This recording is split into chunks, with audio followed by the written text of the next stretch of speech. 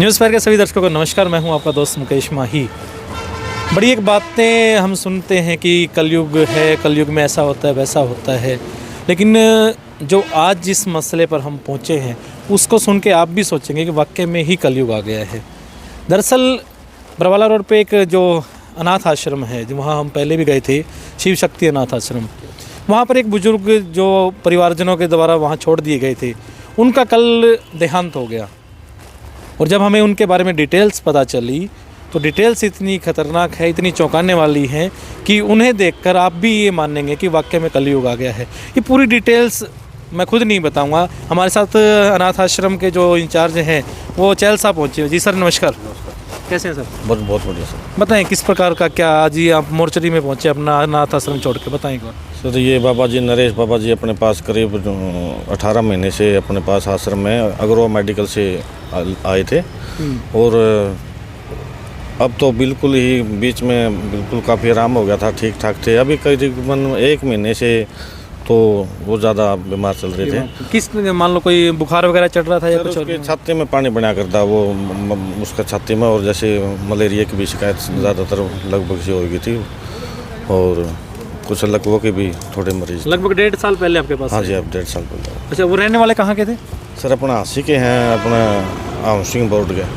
Housing board यानी जिसे कहीं सीधा भाषा में कहीं उड्डा में रहने वाला? हाँ जी, हाँ जी, हाँ जी। उड्डा में तो सारे जो संपन्न परिवार हैं वही रहते हैं? बिल्कुल बिल्कुल बिल्कुल। तो इनके परिजन के बारे में बताएं, क्या कुछ करते हैं आप? इनसे मिले भी होंगे, जानते भी होंगे कैसे क्या है? बाबा जी ने आश्रम में आने के बाद इनका अपना एड्रेस बताया था, इनके लड़के का नंबर दिया था। वह ऐसे ऐसे मेरा परिवार है, एक लड़का नौकरी करता है, एक की दुकान है, मेरी मिसेज सर्विस करती है, और ऐसे यानी कि मिसेज अभी जिंदा है? हाँ जी, बिल्कुल बिल्कुल। तो उनके होते होते ये अनाथ आश्रम पहुँच गए थे? बिल्कुल जी।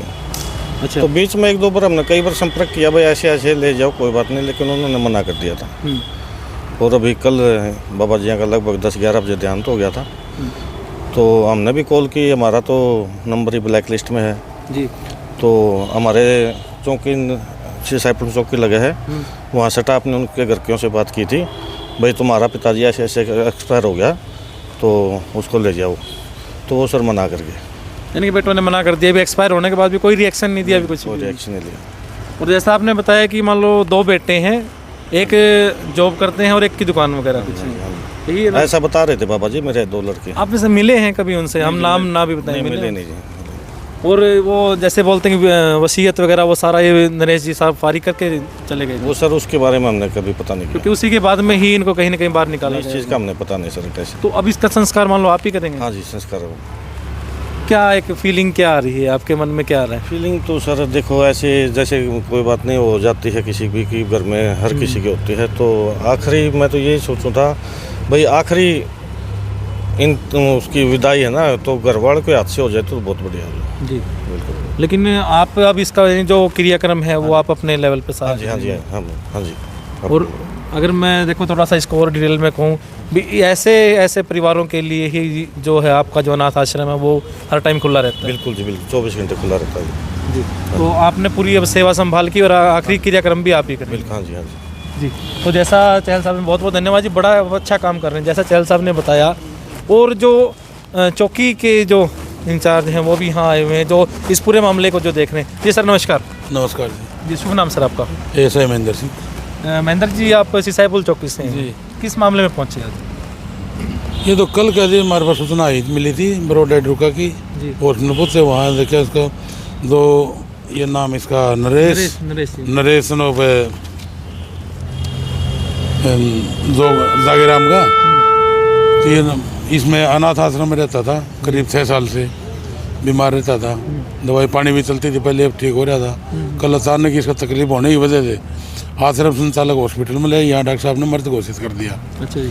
फिर इसके लड़के से बात हुई टेलीफोन से, भी तेरे पिताजी की ऐसे ऐसे मृत्यु हो गई है। हांसी में रहने वाले हाउसिंग बोर्ड कॉलोनी में। उन्होंने इसका लड़का बोल दिया था निशांत, बोला जी हमारी मेरे पिताजी के साथ में 6 साल से अनबन है, हमारा कोई लेन देन नहीं है, ये मरो कहीं जाओ, हम इसकी डेड बॉडी को नहीं लेंगे। साफ मना कर दिया? साफ मना कर दिया। अच्छा, उनकी पत्नी से भी बात की आपने? नहीं, पत्नी से बात नहीं, उसके लड़के से बात नहीं। हमारा पूरा परिवार इसके खिलाफ है, हमारे से लग रहता है, और हम इसके ना दाह संस्कार के लिए डेड बॉडी के लेंगे और ना हम आते। नौकरी पेशा पे होंगे वो जो आपने नाम बताया? नहीं इतना तो नहीं बुझे, नौकरी पैसे पे है नहीं, क्या काम आपने कहाँ रहने वाले, कहाँ के, हुड्डा के? उड्डा के हाउसिंग बोर्ड कॉलोनी के। अच्छा, तो अभी आप पूरी ये जो आपकी जो कागजी कार्रवाई के बाद में आप इनको सौंप देंगे? हाँ, अनाथ आश्रम संचालक को दाह संस्कार के लिए बॉडी को ले जाएंगे। अच्छा, मैं एक बार दोबारा फिर से पूछूं, बुरा ना माने तो, क्या कहा उन्होंने भी हमें डेड बॉडी हमें नहीं चाहिए? आप नरेश के लड़का निशांत ने कहा हमारे 6 साल से अलग रहता है, मेरे पिताजी की डेड बॉडी को हम दाह संस्कार के लिए नहीं लेंगे, दाह संस्कार के लिए नहीं लेंगे, हमारा इससे कोई वास्ता नहीं है।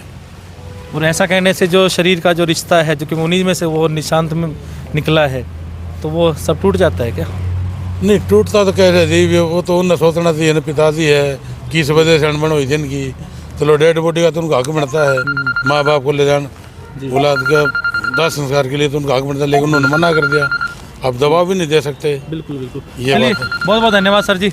ये जैसा सर ने बताया कि इन्होंने उनके बेटे से, हालांकि इन्होंने तो नाम भी उजागर कर दिया कि ये नाम था, हुड्डा में रहने वाले हैं, कि हमारा उनसे ना 6 साल से अनबन है। तो आप एक बार मुझे ये ज़रूर बताएं कि क्या जो वैचारिक मतभेद होने से जो एक जो रिश्ता है वो टूट जाता है, और इस कदर टूट जाता है जब उन्हें पता चला कि उनके पिता अब इस दुनिया में नहीं है, उन्होंने डेड बॉडी लेने से भी इनकार कर दिया। इसीलिए मैं कह रहा था कि कलयुग की निशानी, यही कलयुग की निशानी है। चलिए ज़्यादा से ज़्यादा वीडियो को शेयर करें, और जैसा मैंने कहा कि शिव शक्ति अनाथ आश्रम इस प्रकार के जो भी ज़रूरतमंद लोग हैं उनके लिए हमेशा खुला है। आप भी वहाँ की विज़िट करें, और जो भी आपकी सहयोग राशि और जो आप वहाँ मदद करना चाहें वो कर सकते हैं। चलिए बहुत बहुत धन्यवाद। लेकिन आज की ये जो घटना है काफ़ी एक जिसे कहें रोंगटे खड़े करने वाली जो एक बात है। बहुत बहुत धन्यवाद। इसी प्रकार हमसे जुड़े रहें। नमस्कार, जय हिंद, जय भारत।